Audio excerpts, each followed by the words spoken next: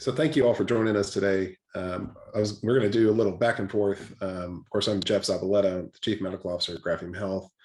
And on the call, we have Matt Oldham. He's our VP of Engineering. And Matt and I spend an awful lot of time each week, hours each day, working through technical problems and finding solutions and educating our clients and potential clients in the realm of analytics. And we spend a lot of time discussing what kind of reports are available, what kind of reports do you want, why is it that we're different in the marketplace, what makes reports valuable, et cetera. We just spend a lot of time talking about it. We thought it'd make an interesting podcast to surface some of those frequently asked questions. And at the end of the day, I think Matt would agree that reporting it's just difficult. There's a lot of challenges for different reasons, some technical, some personal. And we're going to go through some of those and describe how we solve them, what you need to look for in powerful analytics that can help you run your group. So Matt, thank you for joining us. Yeah, glad to be here. It's always fun. I enjoy working with you. And we, like you said, we talk about this almost every day. We get presented with new challenges almost every day from our customers, and we have to figure out how to solve these problems. And they're not always easy, but at the end of the day, our customers, anesthesia practices, providers, they need reports to try to run their business. And so we have to figure out how to make the data that we have available to us available to them in a way they can use it, and so that it's actionable. So yeah, it's fun talking about these problems. Yeah, I would say that most groups, when they come to us, they seem to have that the reports they have available are generated by their billing companies, right? So the data source, the source data is going to come from your claims, and those claims get turned in every day, every week, every month. And then depending on your billing software's capabilities, right, they'll get a report on some generic, productivity. How many cases did I do? How many units did I generate? How many codes were used? Are there other types of reports that you feel, like that groups have come to us with? Like, what would you say the baseline client is able to produce? Well, I mean, I think you hit on a good point, right? Billing is the area that we know no one's going to forget about it. No one's going to be unwilling to document what they need to get paid.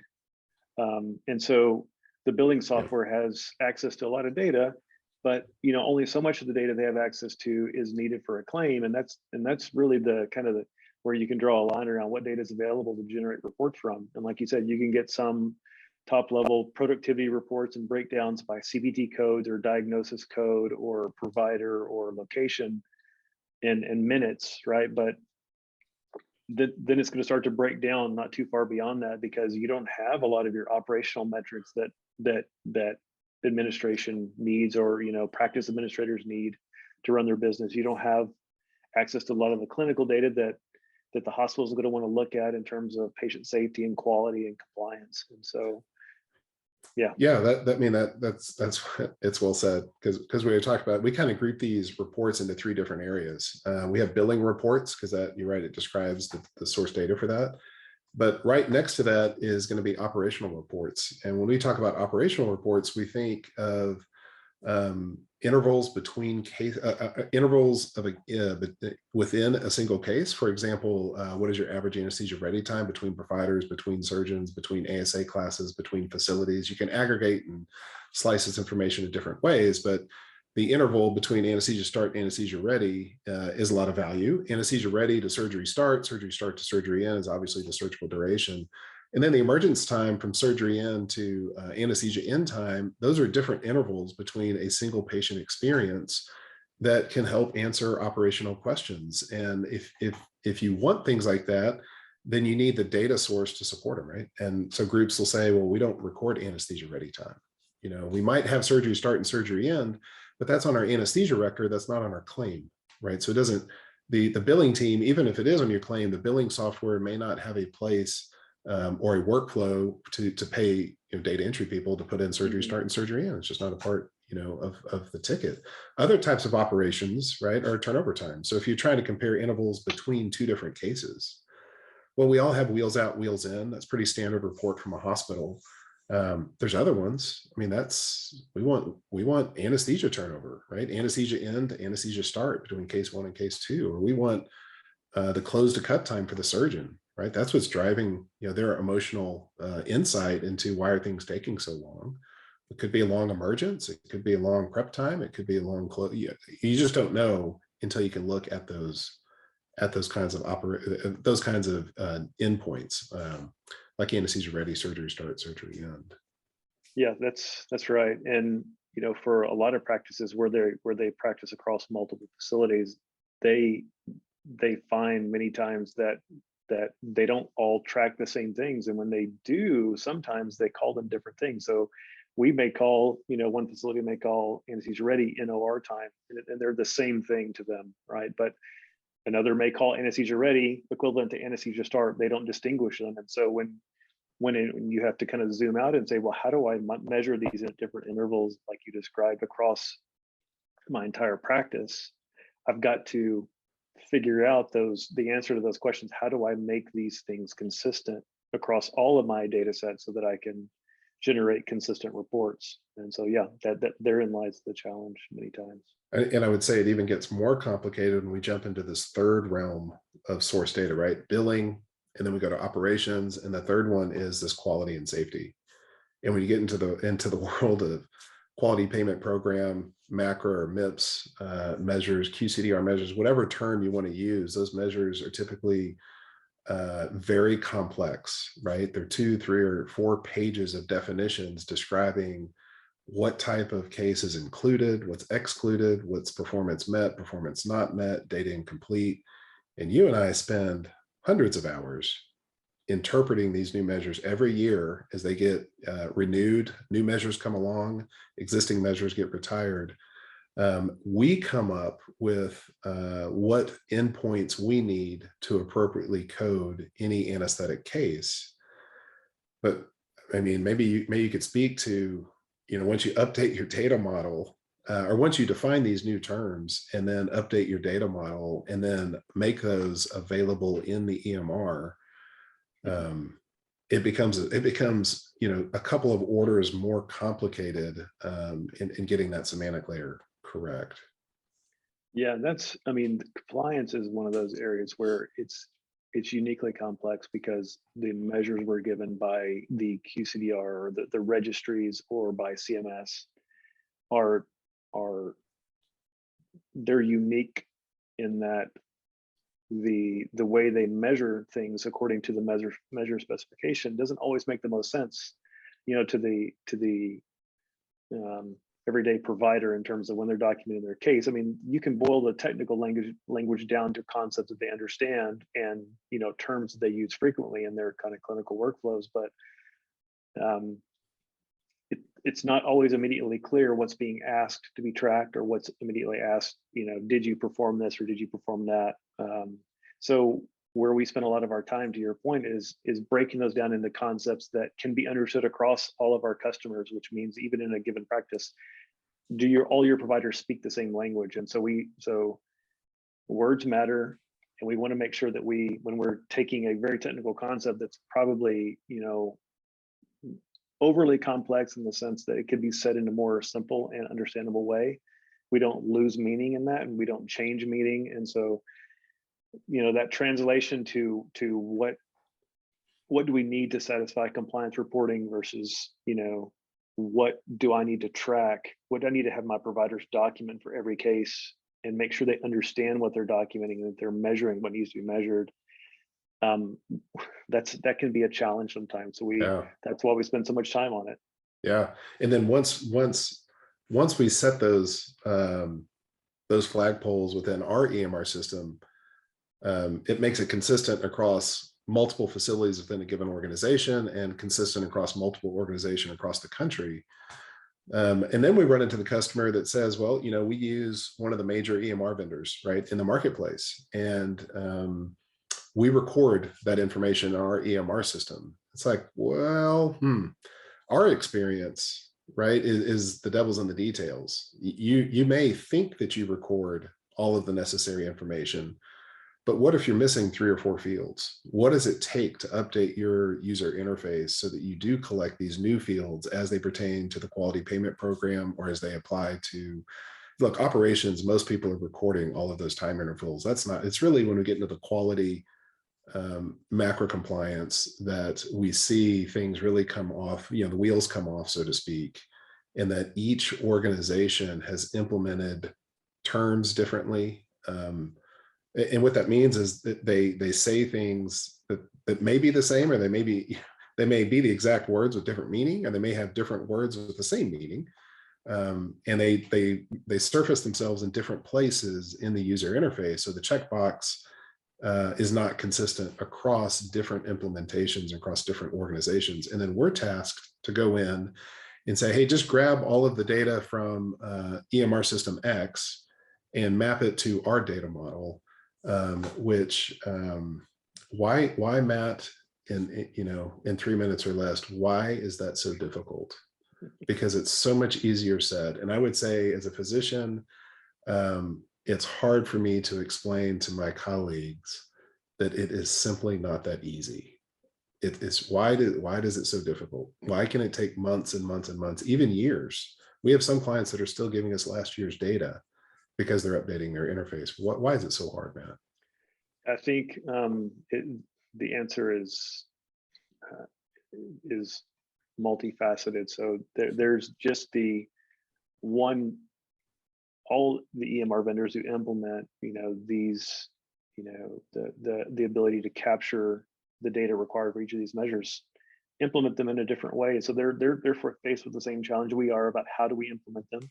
Some take the approach that we take, where they try to simplify it and make it into concepts that are more understandable and that can be applied and be used in multiple ways. Meaning, if a measure gets retired, well, maybe I still want to know that when I'm administering multimodal anesthesia, right? And so I want to be able to, I want that particular measure or data point to live on beyond maybe the life of the measure itself. But other vendors may take the approach of, I'm going to implement a given measure exactly the way the measure specification from CMS states. And so you've got to kind of deal with the different implementations across different vendors. Another reason that it's complex is because even though a given clinical workflow may capture a certain data point, and this particular challenge pertains to kind of, or we see it more commonly in like pre-op workflows or certain parts of the clinical workflow where maybe different staff are responsible for capturing certain data, meaning the nursing staff will capture it at one phase of care, or the anesthesia provider will capture it in a different phase of care at a different facility. And so reconciling all of that becomes difficult because in one phase of care, it may be documented in one way, maybe in a clinical note. In another phase of care, it may be a checkbox, like you said, or it may be a drop down, or some discrete value. And you have to figure out how to reconcile all of those. And not only do you have to figure out how to reconcile them as a consumer of the data, like Graphium is, if we get that data in an interface, the people who are building that interface for you on the vendor side and trying to get that data out have to go find it. Just because the system supports it doesn't mean it's easy to find when it's documented, where it's documented, and what phase of care, and in what form are you going to find that data. So there are other challenges too, but those are just the ones that come to mind. Yeah, it seems like there should be a big easy button where you just push it and it happens, but right. It's just not the reality. After doing this for 10 years, and setting up hundreds of interfaces, it's always surprising how no interface seems to be the same. And there's always this, when you get into the world of customization, there just seems, we spend a lot of time mapping words to say, this is our Boolean field in our data model. How does that map to what they have? And usually there's a group call, 4 or 5 people, and they say, these are the fields we have. This is where we think that field is. And then they implement the interface, and then they send us the results. And then the clinicians on that side say, hey, this doesn't make sense. But it turns out that the mapping is wrong, that we picked the wrong field, even though we thought it was the right. And so yeah, like you say, it's multifaceted, right? It's not only do you have the actual same model property that we have in our data model, but is it accessible? And then is it the same data model across multiple facilities within your organization? And I know that might sound strange. What I mean by that is, if you're if you're the chairman or the director at one hospital and you're trying to get these reports, that can be complicated. I can appreciate that. I understand it and I live it. I will say that it's an order of magnitude more complicated when you say, not only do we want reports out of your system, but we want to compare apples to apples between that report at your hospital and your organization to a completely different healthcare system that may be using the same EMR vendor, or they may be using a different vendor. But even if they're using the same vendor, to try to get reports that are apples to apples, to try to get any sense of national benchmarking on, what is the average anesthesia ready time across the country. I doubt there's any report that would show that consistently, across the country. And it's one of the values that we offer, in that regardless of who uses our service line, they're going to be powered by the exact same data model. And that really, you can't overstate the value of that, I think. And it's lost, I think, on most clinicians because they don't understand what a data model is, which I can understand. But we can take our data model, and because we spent so much time making it so detailed and intentional in its design, there's a lot of consequence to doing that when you go from one organization to the next, and within each organization across multiple facilities, regardless if you're just using us for charge capture, or you're using our EMR, or you want us to create custom interfaces with existing EMR tools, that's fine. At the end of the day, what you're trying to do is get all of that data into our data model. And once it's in our data model, then our software can understand from an analytics standpoint exactly what you need, right? So it's like we finally realize the full potential of being electronic once you have a consistent data model. And I feel like it's a lost point on many people, that they just don't understand the value of the data model, or their clinicians, and they have to interface with hospital IT. And sometimes the hospital IT doesn't even understand the data model because of its complexities. And, it's not easy. It's not a fault, per se. It's not easy. And so our specialty is really focusing on what makes an anesthesia data model complete, and then what can you do with that? And so what are some examples of data's, reports that we can provide because of our consistent data model? Yeah, well, I think one approach that we've taken that I think really helps is to categorize the type of data that we get, and we do that in a couple of ways. One, we kind of classify these groups of reports into the areas that people want to measure. Different parties and maybe an anesthesia practice want to measure. Maybe those in the finance area want to measure the billing segment of the data that's being collected and aggregated across the practice.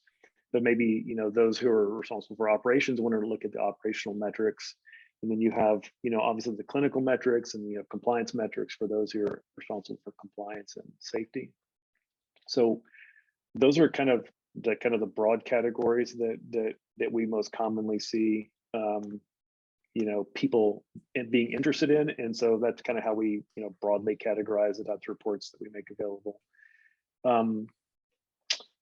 Beyond that, I think that's where we kind of get into the technical aspect of how we implement data accessibility, and that's building the semantic model on top of the technical layer of our data model. And that's just really casting it into business, casting these technical components into business concepts that. So talk a bit about semantic. Yeah, Yeah. Talk a little bit about semantic layer. I mean, what does that mean to a clinician? What in the world are you talking about? I just need to know. I just need to know turnover times. What is a semantic layer? Right. So turnover time is as an example, is a calculation of your cases over a certain day, over certain locations and times. And so you've got these different components of, these different data points that make up or go into the calculation of a turnover time. And so those individual components are valuable because they may be measured, if I have a start time of case A and a start time of case B, those are independently valuable because maybe I need to measure the anesthesia ready for case A and compared to anesthesia ready for case B. That's super valuable. But if I need to calculate turnover time, those two data points are used in different ways. So I want to make anesthesia start time something that's available and accessible to be able to report on and extract and look at and compare and aggregate. But I also need to surface a concept called turnover time. So a semantic layer really allows us to hide the complexities of things like a turnover time calculation into just a single measure called turnover time. I don't need to necessarily know how to calculate that right by picking all the individual components of anesthesia start of case A and anesthesia start of case B. I hide all that in the semantic layer and surface something called the turnover time. It also allows us to hide other technical parts of the data model because there's not just one big bucket where all of this data lives, right? It's split out into this model, if you will, that's comprised of different entities. And so the tools, the reporting tools that we make available to our users have to know how to make that data work together, how to join that data, how to link it together, how to aggregate it, how to navigate the data structures to deliver any particular piece of data and give the right value, right? Not calculate something incorrectly or associate it to the wrong patient or case. And so the semantic layer allows us to kind of do that behind the scenes, hide all of those technical complexities and surface simple business concepts like patient or anesthesia staff or start time or kind of more complex topics like turnover time or wheels out, wheels in that are more aggregate calculations. That's really all the semantic layer is doing. That's all it's doing. That's very well. That's quite humble of you. I will say that in my mind, so when I see you create the semantic layer and when you're writing the SQL the SQL queries to get us what we think we should be seeing, I can't give a better example of the devil's in the details. And without having experts understanding what is it you're actually looking for. And you and I would consider you and I experts in this space because we've spent so much time over so many years focusing on these same things that the devil really is in the details. And he and I will go back and forth with, I understand that we think we got it there, but let me tell you why I think it's not quite right. And that kind of conversation happens once, and then once the change is made and implemented, it goes across the entire platform. So everybody is updated consistently. So it's always comparing apples to apples. One of my favorite examples is looking at heat map utilizations, right? I mean, this to me is kind of a pinnacle of what can you do when you have a standard data model? What can you do when you have an accurate semantic layer? You can put on top of all of that visualization tools that let you create things like heat map utilizations. And a heat map utilization, we look at each day of the week for any given month, and we want to tell you for every 30-minute interval on that day, for all 24 hours from midnight to midnight, for each 30-minute interval, how many ORs are you actually running? How many FTEs do you have allocated? And then put that in a heat map visualization so you can see where the hotspots are. And then we can take that same data and put it into a max location utilization where we can look at throughout the day, when are you running the most locations, right? So what does 3 o'clock look like? What does 7 o'clock look like? What is 9? And I will say that those types of reports, I don't think that the anesthesia market even knows those are possible. They are still stuck, I feel like, and it's very frustrating for me that they are still stuck on trying to get consistent case counts, right? They're still like, I just want to know how many cases I did. And they don't have the insight to understand it's even a possibility. If you as an operations person can look entire organization or at a single facility and say, I know that we're contracted to run 8 locations and I have 8 FTEs on the ground. How many times in a quarter am I actually using 9 people or 8 people, right? Whatever the FTE is. how many 30-minute increments am I actually using that many people? And so a lot of surgeons always say, we need more people, we need more coverage, we need more time. Yeah, but are you using that time well? You just want to open up a new OR so that everything can be closed by lunch, right? And then they can get to clinic. Well, that's not how you can run an anesthesia group. So when you look at, what are some examples of reports that people typically want? I think they come to us asking for very basic reports, and their whole frame of reference is around their billing data set. And when they talk to us, we're like, hey, we have these other data sources, operations, quality, and compliance, that are a little bit more complicated.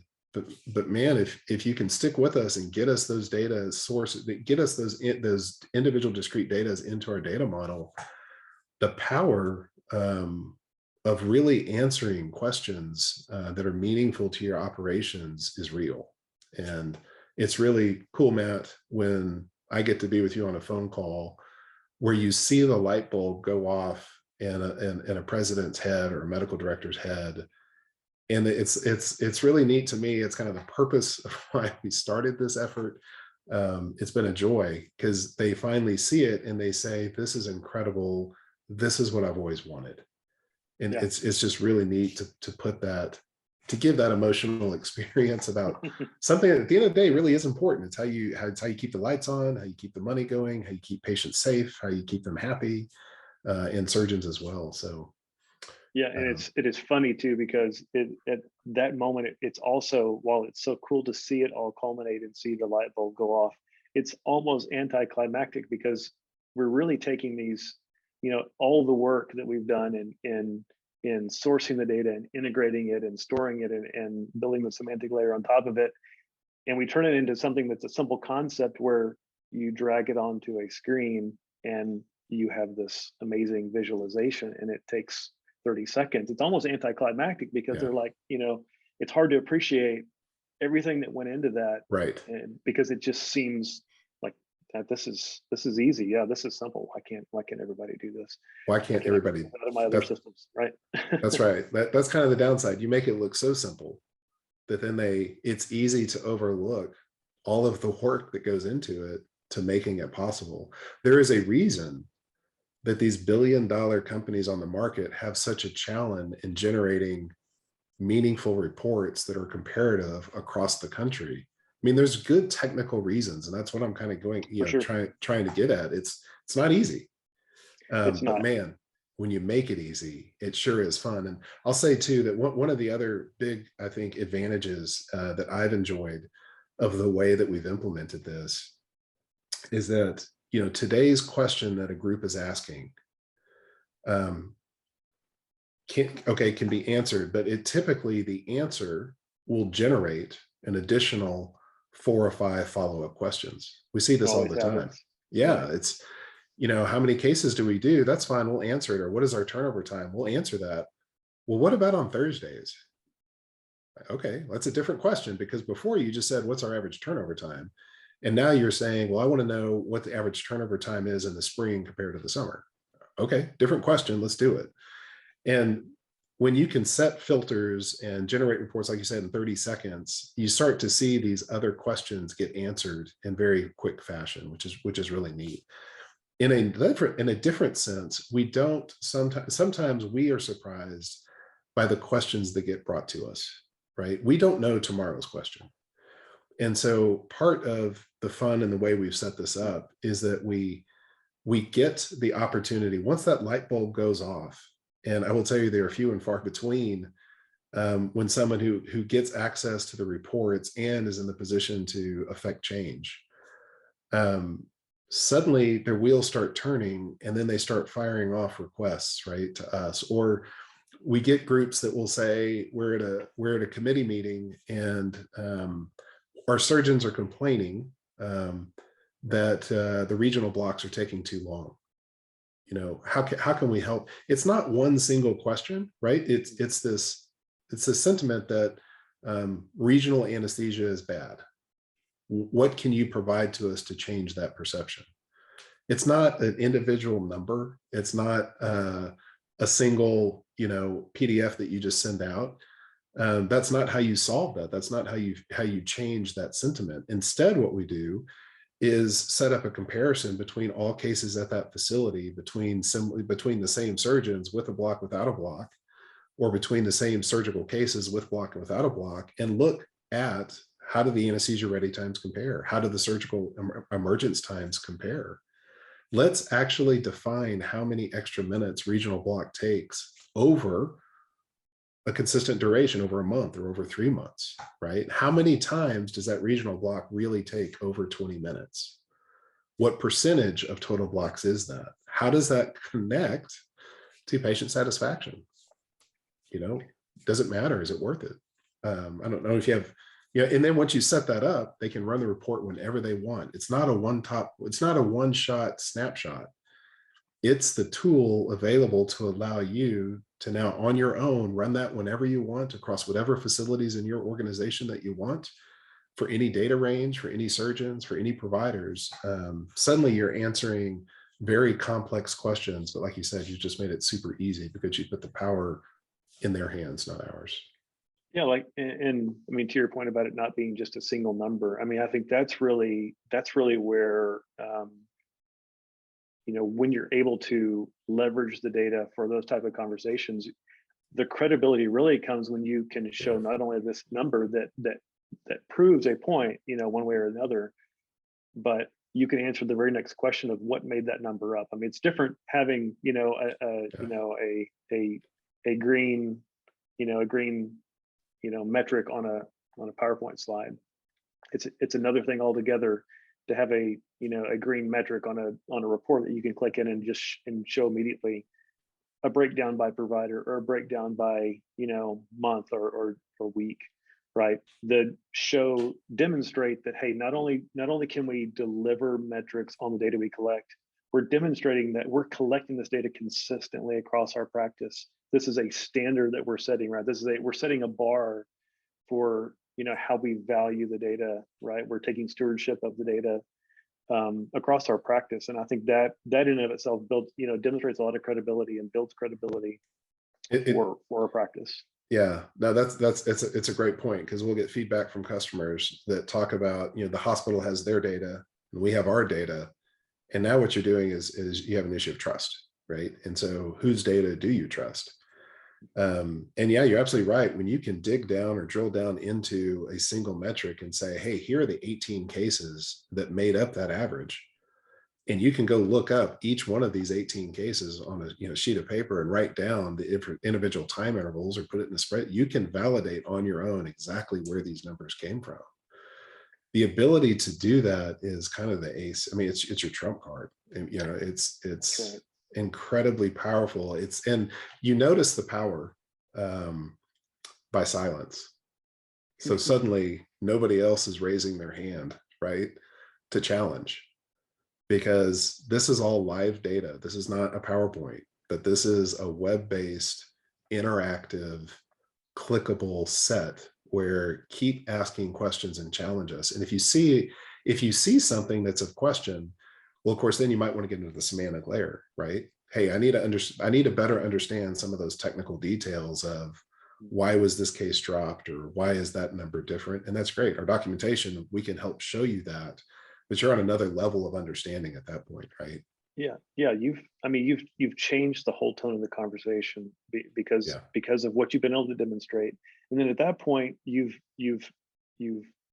earned credibility, you've earned trust, and then if issues are still surfaced, right? Because not everybody, it doesn't mean just because you have all the data doesn't mean the data's perfect, right? Maybe things were recorded incorrectly, or maybe a problem did happen, right, in the clinical workflow or in the documentation of the data that it's legitimate. It's a legitimate concern or complaint. Well, at least you've taken the conversation from a position of blame to, hey, I've established credibility. I've showed you that we have, our intention is to capture the data and report it accurately, right?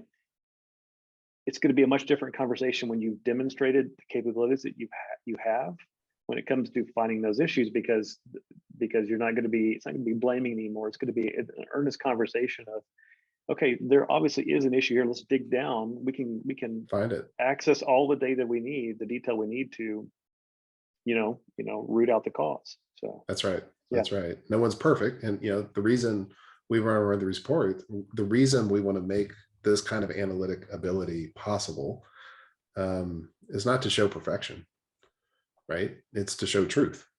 And when you have reality in front of you, well, you can make a lot better decisions. It's not emotional decision making, it's data-driven decision making. And that all starts with, what is your source data? How are you storing that data? What is your data model? What does your semantic layer look like? And then what kind of visualization tools is on top of that? I appreciate getting to have these conversations. We talk every day about different implementations and consequences, and a lot of our time is spent just sending out emails and educating and clarifying about how these things work. The reality is they're not simple. And there's a reason that there's a reason that getting reports in the anesthesia industry is so difficult. Very good technical reasons. And it's always a thrill, Matt, to talk with you. Thank you for spending this time with me, and hopefully our audience has a little more insight into how it works. We'd love some comments and questions if anybody has any. We'd love if this is of interest to folks to go into maybe into deeper dives into very specific areas. I feel like we could we could talk hours about different aspects and go through different examples and illustrations of how we solved unique problems to make it work. Yeah, it was always fun, Jeff. We learn new things every day. So yeah, I look forward to the feedback, and let's do more of these. Awesome, man. Okay, thank you. Okay, thanks.